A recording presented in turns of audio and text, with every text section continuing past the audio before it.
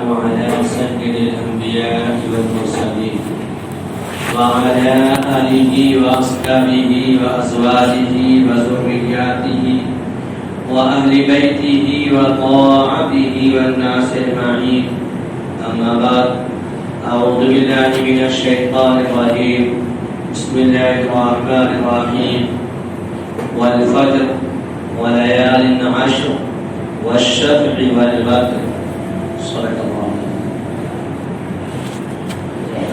بھائیو، دوستو، بزرگوں، گزشتہ ہفتہ آپ حضرات کے سامنے حضرت ابراہیم علیہ السلام کا واقعہ اور آپ کا ہجرت کر جانا، ملک شام، پھر آپ کا جانا، یہ ساری باتیں آپ کے سامنے آئی تھی.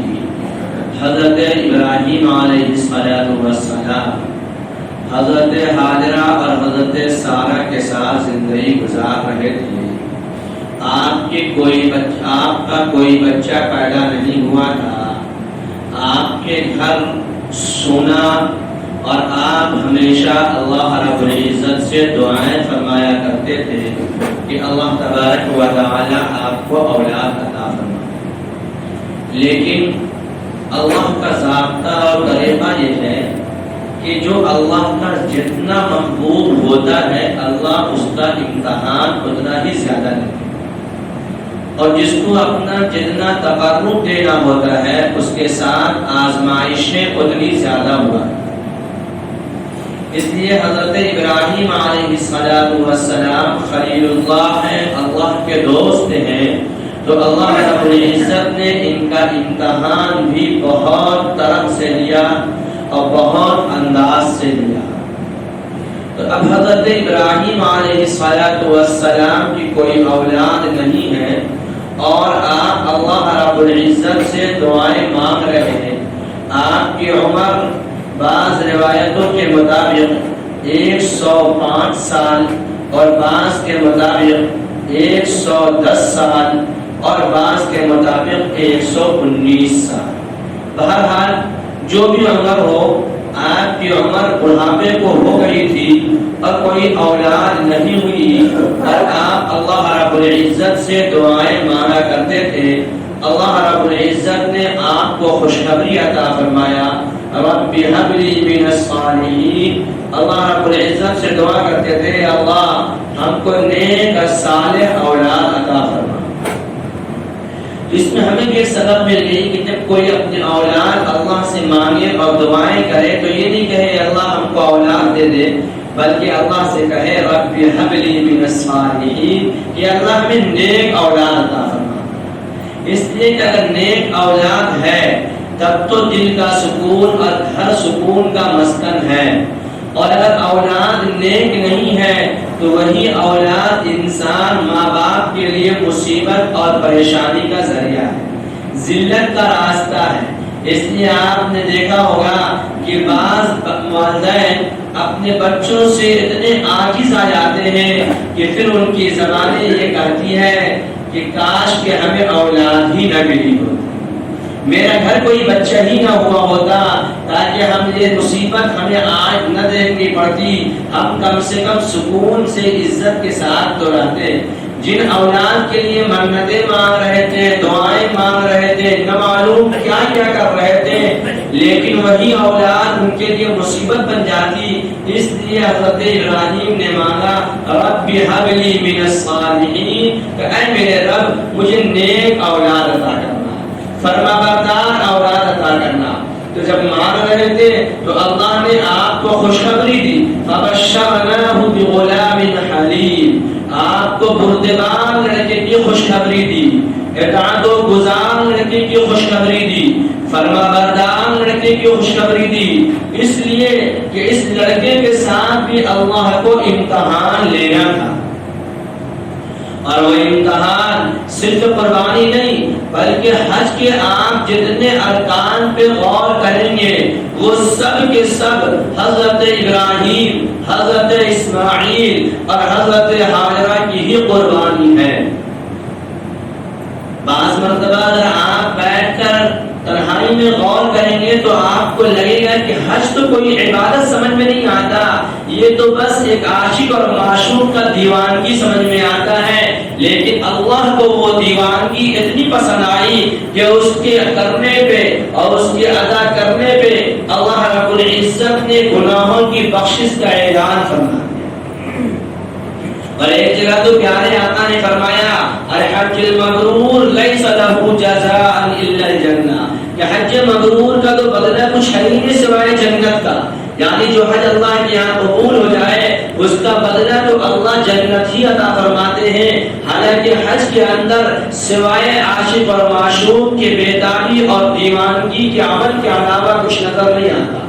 چنانچہ حضرت ابراہیم علیہ السلام اب پیدا تو ہو گئے، خوشخبری مل گئی اور پھر بچے کی پیدائش ہو گئی، لیکن ابھی بڑے نہیں ہوئے، ابھی دودھ پیتے بچے ہیں کہ اللہ نے یہ امتحان دیا کہ آپ اپنے بیوی اور اپنے بیٹے جس کو آپ نے بڑی منتوں سے، بڑی ارمان اور آرزو سے، بہت چاہتوں سے مجھ سے مانگا ہے، اس بیٹے کو لے جا کر آپ اس وادی میں چھوڑ دیجئے جہاں انسان نام کا کوئی رہتا ہی نہیں ہے، آپ ایسی جگہ چھوڑ دیجئے جہاں دور دور تک انسانوں کا نام و نشان نہیں ہے، سوائے چیرنے اور کھانے والے جانوروں اور جنگلوں اور پہاڑوں کے علاوہ تو کچھ ہے ہی نہیں، خاردار پہاڑیں ہیں اور اس پہاڑ میں چھوڑنے کا حکم اللہ رب العزت دے کر یہ امتحان لینا چاہ رہے ہیں کہ تم جس بیٹے کو مانگ رہے تھے، تمہاری چاہت جس اولاد کے لیے تھی، وہ اولاد کے ملنے کے بعد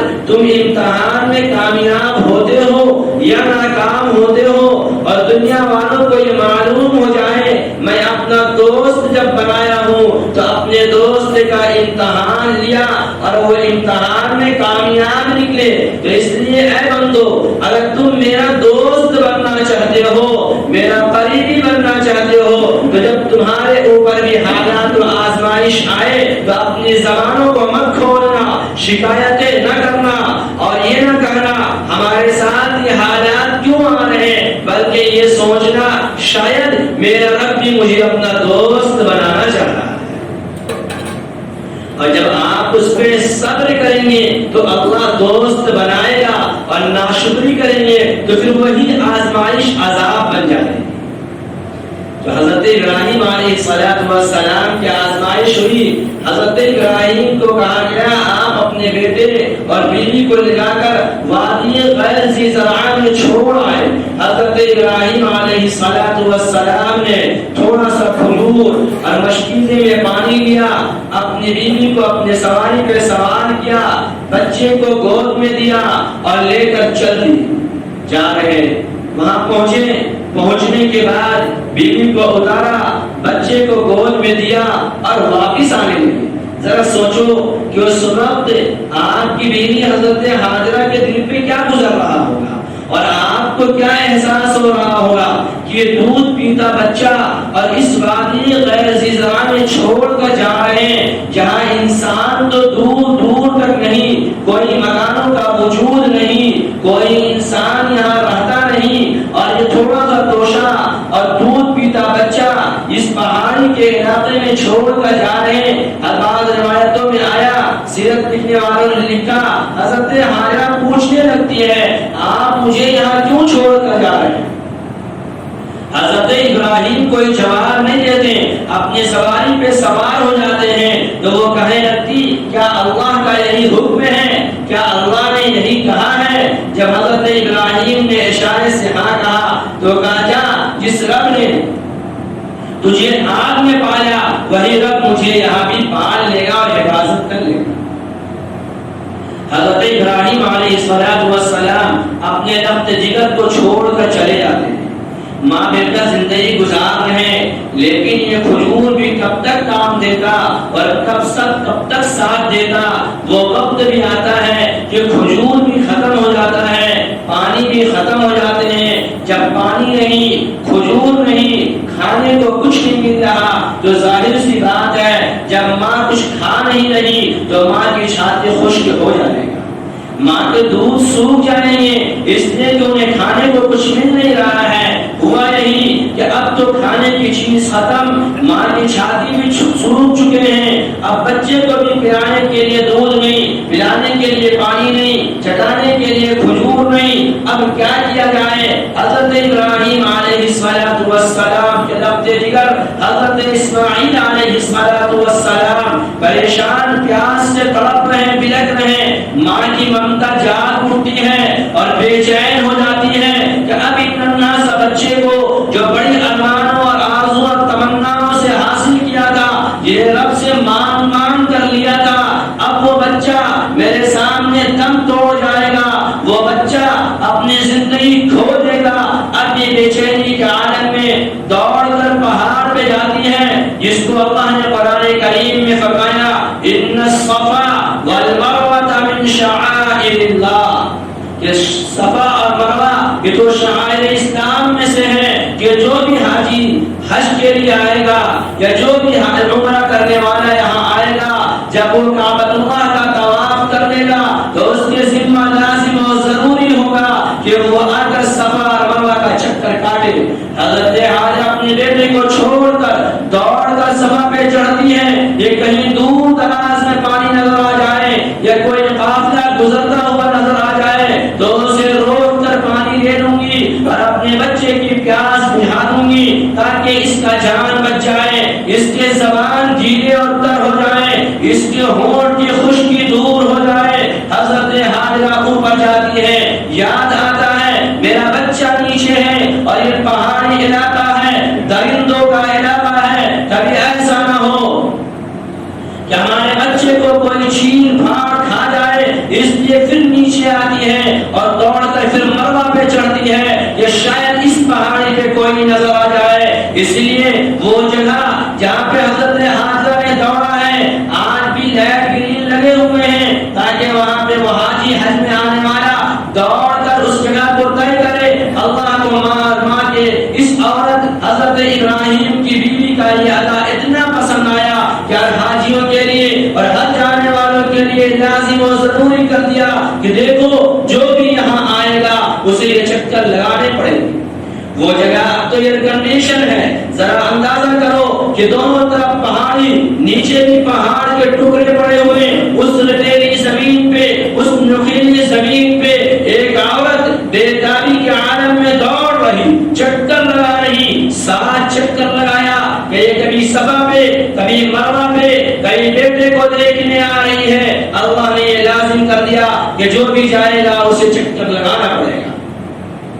حضرت آپ نے دیکھا ہوگا بچہ جب ضد کرتا ہے، پریشان ہوتا ہے، روتا ہے تو اپنی اینڑیوں کو زمین پہ رگڑتا ہے۔ حضرت اسماعیل بھی ایک بچے تھے، ایک معصوم کلی تھی، بے چین و بے قرار ماں موجود تھی۔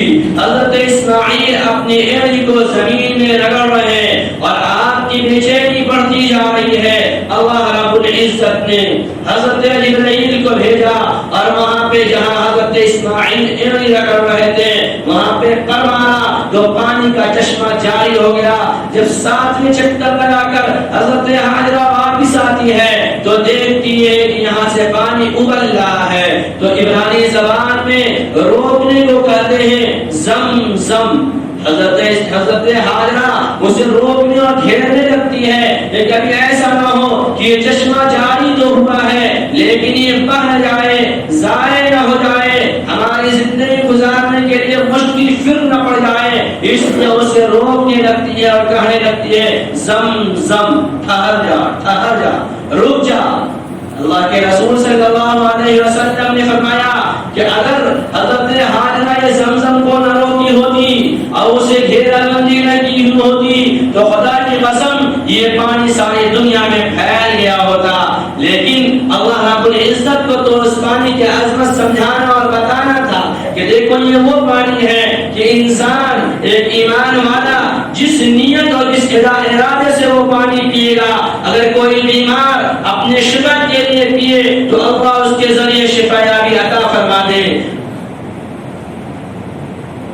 اگر کوئی بھوکا اپنے بھوک کی تنگی کو دور کرنے کے لیے پیے تو اللہ اس کے بھوک کی تنگی کو دور کر دے. اگر کوئی پیاسا اپنی پیاس کی شدت کو ختم کرنے کے لیے پیے تو پانی اس کے لیے وہ پینے کے بعد اس کو پیاس کی شدت ختم ہو جائے. وہ زمزم کا باعظمت اور باوقار پانی، وہ کیا عظمت والا پانی تھا کہ جب میرے نبی کو اللہ رب العزت نے معراج پہ بلایا تو میرے نبی کے سینے کو چاک کر کے حضرت جبرائیل نے اسی زمزم سے دھلا اور پھر آپ کے دل سینے میں سیٹ کیا کہ اب آپ کا دل جو ہے آسمان دنیا میں جانے کے اور وہاں کے مناظرات کو دیکھنے اور قبول کرنے کی صلاحیت پیدا ہو گئی. تو وہ باعظمت پانی اللہ رب العزت نے وہاں پہ رکھا ہے. اب یہ ماں اور بیٹے وہاں زندگی گزار رہے تھے اور اسی طرح آپ کی زندگی گزر رہی تھی کہ حضرت ابراہیم علیہ السلام ملک شام کے اندر ہیں. آپ کو اللہ نے خواب میں دکھایا کہ آپ اپنے بیٹے اپنے لفظ اپنے محبوب چیز کو قربان کر رہے، اللہ کے نام پہ ذبح کر رہے.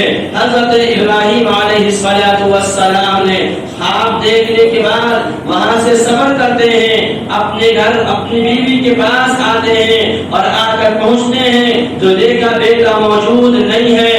آپ نے پوچھا، معلوم ہوا بچہ ہے پہاڑی کے کسی علاقے میں کھیل رہا ہوگا، کہیں اوپر چڑھا ہوا ہوگا. کیا اللہ نے اس کا نقشہ کھینچا اور کہا کہ وہ معصوم بچہ نہیں تھا، وہ چھوٹا بچہ نہیں تھا، بلکہ کیسا تھا؟ فلما بلغ معه السعي، وہ بچہ ایسا تھا کہ اپنے باپ کا مدد کر سکے، کام کا لائق بن سکے، ارمانوں سے مانگا تھا. بڑھاپے کا سہارا ملا تھا ہمارے اور آپ کی زبان میں، بڑھاپے کے وہ سہارے ملے تھے. اب وہ اس قابل ہوا کہ اپنے باپ کا مدد کرتا. فلما بلغ معه السعي، جب وہ اپنے باپ کے مدد کے لائق ہوا، یعنی اس عمر کو پہنچا، اتنا نہ پورا جوان ہے بلکہ نوجوان ہے، اب اس نوجوانی کے دلہج پہ قدم رکھا ہے، باپ کے سہارے کا لائق بنا ہے. تو اللہ رب العزت نے خواب میں دکھایا کہ آپ اپنے لفظ جگر کو ذبح کر رہے ہیں. آپ آتے ہیں اور آ کر اپنے بیٹے سے کہتے ہیں، یا بنیا انی ارا فی المنام، اے میرے پیارے بیٹے، اے میرے لاڈلے بیٹے، اے میرے دل کے ٹکڑے، یا بنیا، جیسے ہم پیار سے کہا کرتے ہیں اپنے بچوں کو اے میرے پیارا بیٹا، اے میرا دل کا ٹکڑا، ایسے عربی زبان میں بنیا پیار کے الفاظ میں اس نے فرمایا یا بنیا، اے میرے پیارے بیٹے، انی ارا فی المنام، میں نے خواب دیکھا ہے. کیا خواب دیکھا؟ یہ خواب نہیں دیکھا کہ جائیے اپنے ساتھ اپنے بیٹے کو اور بیوی کو رکھیے، یہ نہیں دیکھا کہ جنگل میں پل رہے واپس لے آئیے اپنے وطن میں، یہ نہیں دیکھا کہ کہیں دور کرا کے لے آئیے آپ سے بہت دن دور رہا ہے، بلکہ کیا دیکھا؟ میں نے خواب یہ دیکھا ہوں اذبحک، میں تجھے ذبح کر رہا ہوں. کہیں گھمانے کے لیے میرے رب نے نہیں خواب دکھایا، اپنے پاس لانے کے لیے خواب نہیں دکھایا، سائنس زندگی گزارنے کا نہیں دکھایا، بلکہ کیا خواب دکھایا؟ اذبحک، اے پیارے بیٹے میں تجھ کو ذبح کر رہا ہوں، میں تجھے قربان کر رہا ہوں. یا بنی انی ارا فی المنام انی اذبحک فانظر ماذا تری، اے بیٹا تیری کیا رائے ہے؟ اللہ نے پہلے فرمایا نا کہ ہم آپ کو ایسا بیٹا دے رہے ہیں، فبشرہ بغلام حلیم، بردبار بیٹا، بیٹا تو شعار والا بیٹا، ماننے والا بیٹا. اگر کوئی اور ہوتا تو یہ کہتا اچھا اتنا دن تو آئے نہیں اور ابھی بھی آئے تو ذبح کرنے کے لیے. یہی خواب میں دکھا نہیں کہا انی ارا فی المنام انی اذبحک فانظر ماذا تری، تمہاری کیا رائے ہے؟ اور حضرت اسماعیل نے کہا یا ابت افعل ما تؤمر ستجدنی ان شاء اللہ من الصابرین، اے ابا جان آپ کو جو حکم ملا ہے آپ اس کو کر گزریے، آپ مجھے صبر کرنے والوں میں پائیے گا. کیا سبق اللہ نے ہمیں اور آپ کو دیا کہ آج تھوڑا سا اگر ہم مصیبت جھیل لیتے ہیں، تھوڑی سی تکلیف جھیل لیتے ہیں، اس کے بعد اگر کوئی حالات ہم پہ آ جائے تو کیا کر، ارے یہ کیا ہے، اس سے بڑا ہم تو جھیل لیے،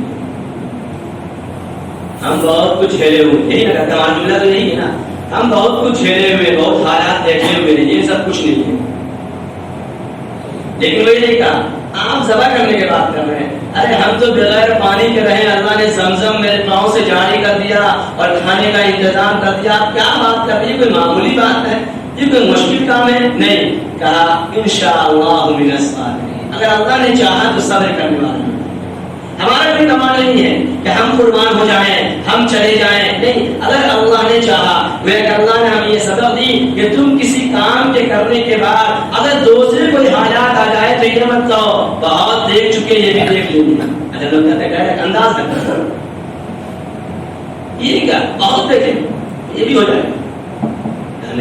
انشاءاللہ اگر اللہ نے چاہا تو ہم صبر کرنے والے.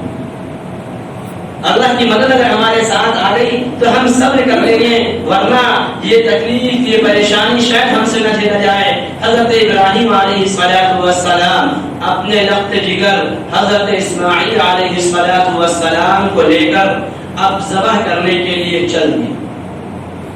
راستے میں شیطان مل جاتا ہے. یہ جو کنکریاں ماری جاتی ہیں, حاجی جو جاتے ہیں اور 7 کنکریاں مارتے ہیں, یہ انہی باپ بیٹوں کا عمل ہے. میں نے کہا نا کہ جب حج پہ غور کریں گے تو بظاہر لگے گا یہ کوئی عمل نہیں ہے, لیکن ایک عشق کا اظہار ہے, ایک دیوانگی ہے. ایک آدمی اپنے معشوق میں کے محبت میں دیوانہ ہو جائے, جو اسے کچھ سمجھ میں نہیں آ رہا کیا کرنا چاہیے کیا نہیں کرنا چاہیے. جیسے آج کل پاگل پن کسی پہ سوار ہوتا ہے, بے عزتی اور ذلت والا پاگل پن, تو ایسے ہی حج بھی ایک دیوانگی اور پاگل پن والا عمل اللہ نے اپنے محبت کا سرچشمہ دکھایا. تو حضرت ابراہیم جب لے کر جانے لگے تو یہ شیطان آ کر بہکانے لگا. حضرت ابراہیم نے کنکریاں ماری, 7 پتھر مارا وہاں پہ, اور کیا تھا اٹھایا اور مارا تو چلے. پھر آپ آگے بڑھیں, پھر حضرت اسماعیل کو بہکایا, حضرت اسماعیل کو بہکایا, حضرت اسماعیل نے بھی کنکریاں ماری. پھر آگے بڑھے.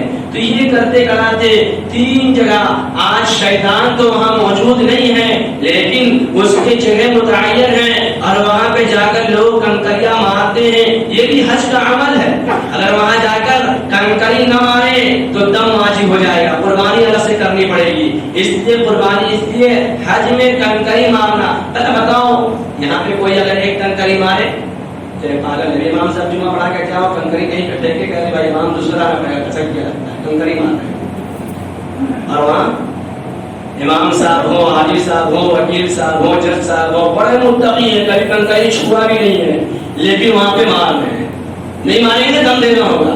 اللہ کو یہ اتنا پسند آیا کہ تم اپنی جگہ کے کچھ بھی ہو سکتے ہو, لیکن یہاں آنے کے بعد تو ایک دیوانہ ہی ہونا پڑے گا. یہاں آنے کے بعد تو تمہیں دیوانہ پن دکھانا پڑے گا. بھلے اصل میں تم دیوانہ بن سکو یا نہ بن سکو, لیکن دیوانگی والا نقل یہاں کرنا پڑے گا, اور تمہیں کنکری مارنی پڑے گی, اور شیطان نظر آئے یا نہ آئے. لیکن کتنی کنکریاں ماری جاتی ہیں, لاکھوں کے تعداد میں حاجی جاتے ہیں. اگر وہ کنکریاں کوئی اٹھانے کا انتظام نہیں ہے, ایسا نہیں ہے کہ وہاں آپ مار رہے ہیں اٹھانے والا اٹھا رہا نہیں, بلکہ کنکریاں مارے جا رہے ہیں. اب تک تو وہ پہاڑ بن گیا ہوتا, لیکن وہاں کنکریاں موجود نہیں رہتی. پیارے آقا نے فرمایا جس کے حج قبول ہوتے ہیں اس کی کنکریاں فرشتے اسی وقت چن لیتے ہیں, اٹھا لیتے ہیں. بس جو کنکریاں بچ جایا کرتا ہے وہ ان کا کنکریاں رہ جاتا ہے جو مردود ہوتا ہے, جس کے حج قبول نہیں ہوتے. اسے تھوڑے موڑے کنکریاں وہاں صفائی والے کبھی کبھی اٹھاتے ہیں, ورنہ کنکریاں فرشتے چن لیتے ہیں, اٹھا لیتے ہیں. اب وہاں سے چلے, کہاں چلے, لے کر مینا کے میدان میں چلے. ایک باپ اور بیٹا, آسمان پہ کھلبلی مچا ہوا ہے. اے اللہ یہ کیا ہو رہا, یہ کیسی آزمائش ہو رہی کہ ایک باپ اپنے بیٹے کے گلے پہ چھری چلائے گا, وہ بھی ایک نبی اپنے بیٹے کے گلے پہ چھری چلا دے منتوں اور ارمانوں کے ماننے کے بعد. تو حضرت ابراہیم علیہ السلام اپنے بیٹے حضرت اسماعیل کو لے کر مینا پہنچتے ہیں. دیکھو قربانی, یہ قربانی ایسا نہیں ہے کہ جس کا من کرے وہ کر لے, جس کا دل میں آئے وہ کر لے. قربانی بھی شریعت کا حکم ہے. فرمایا جس کے پاس 52.5 تولہ چاندی کی قیمت موجود ہو, چاہے وہ سونے کی شکل میں ہو, چاندی کی شکل میں ہو, پیسے کی شکل میں ہو, سب ملا کر اگر وہ اکٹھے کرے. زکات اور قربانی میں فرق ہے. قربان زکات کی فرضیت کے لیے سال کا گزرنا اور پھر تجارت کا ہونا یہ بھی ضروری ہے، لیکن اس کی قربانی کے لیے ضرورت اصلیہ سے زائد امام اعظم ابو حنیفہ رحمۃ اللہ علیہ تو لکھتے ہیں کہ اگر انسان کے پاس یہ زیورات تو چھوڑ دو، عام چیزیں، کپڑے، گاڑیاں، دوسری چیزیں جو اس کی ضرورت سے زائد ہے، لوگ اپنے گھر میں مہنگے مہنگے ڈنر سیٹ رکھے ہوئے ہیں، مہنگے مہنگے اور دوسری چیزیں رکھے جو ان کے یہاں استعمال میں نہیں آیا کرتا، کبھی سال و نادر، فرمایا اگر اس کو بیچ کر بھی آدمی 52.5 تولہ چاندی خرید سکتا ہے تو اس کے اوپر بھی قربانی واجب ہے۔ اب اندازہ کیجئے آج جو ہمارے پاس 15 ہزار کا موبائل ہے تو قربانی واجب ہوگا یا نہیں ہوگا؟ تمہیں قربانی کرنی چاہیے نہیں کرنی چاہیے؟ اچھا ایک تو یہ، دوسرا یہ گھر کے گارڈن کے نام سے قربانی میں گارڈن بڑا یاد رہتا ہے اور معاملہ میں گارڈن کی کوئی اہمیت نہیں رہتی، برا مت مانیے، آج کا ہمارا ماحول ہے، قربانی میں بڑا یاد رہتا ہے، گارڈن کے نام سے قدم ہو گیا، نہیں، جس پر قربانی واجب ہے اس کے لیے قربانی کرنا ضروری ہے۔ اگر وہ قربانی نہیں کرتا، پیارے آقا صلی اللہ علیہ وسلم نے فرمایا کہ وہ آدمی ہمارے عیدگاہ آنے میں اس کا کوئی حق نہیں ہے، وہ نہ آئے۔ اس کو اگر قربانی واجب اور نہیں کرتا، اس کا کوئی حق نہیں ہے کہ وہ عیدگاہ آئے۔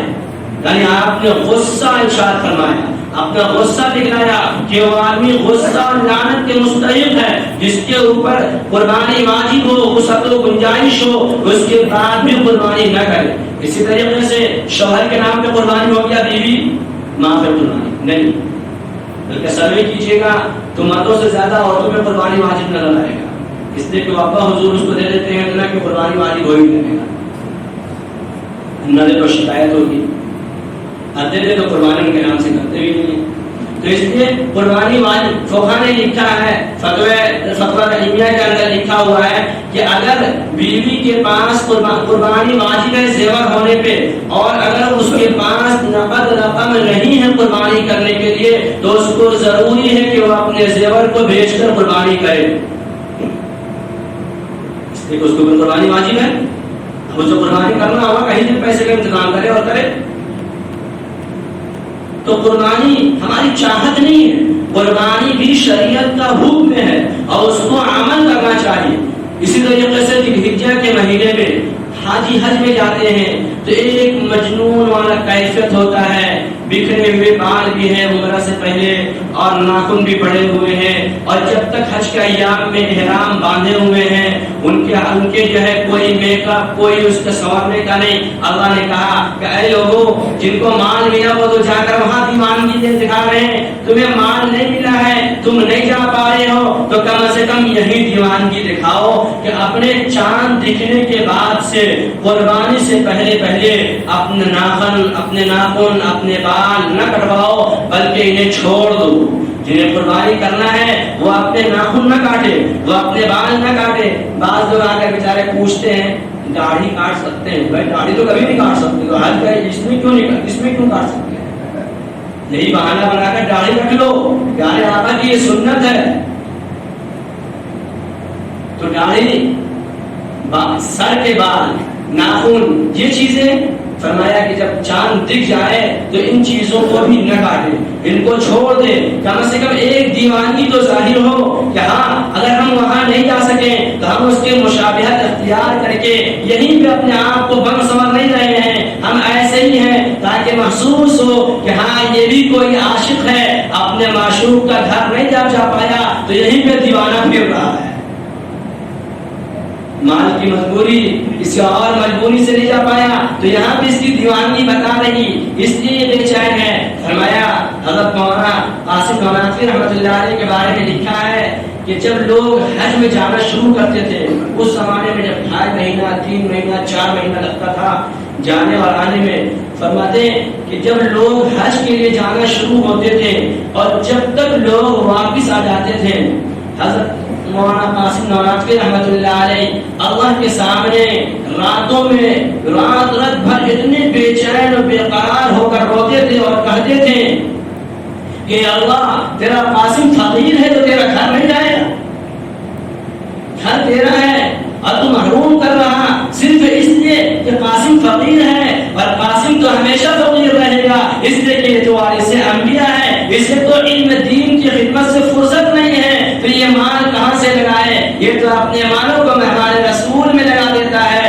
اس لیے اے اللہ کیا میری غربت تیرے گھر جانے سے محروم کر دے گی؟ فرمایا، لکھنے والے نے لکھا کہ اتنا روتے تھے کہ بعض مرتبہ تو 5 پڑوس والے آ جاتے تھے کہ قاسم کو ہو کیا گیا ہے، اتنی ہچکیاں کیوں لے رہے ہیں، اتنے بے چین کیوں ہیں، اتنی بے قراری کیوں ہے؟ اور پھر جب اللہ نے موقع عنایت فرمایا اور جب حج میں آپ گئے تو کئی میل پہلے اپنے سواری سے اتر جاتے اور پیدل چلتے، کبھی بھی مکہ اور مدینے میں رہتے ہوئے آپ نے جوتا نہیں پہنا۔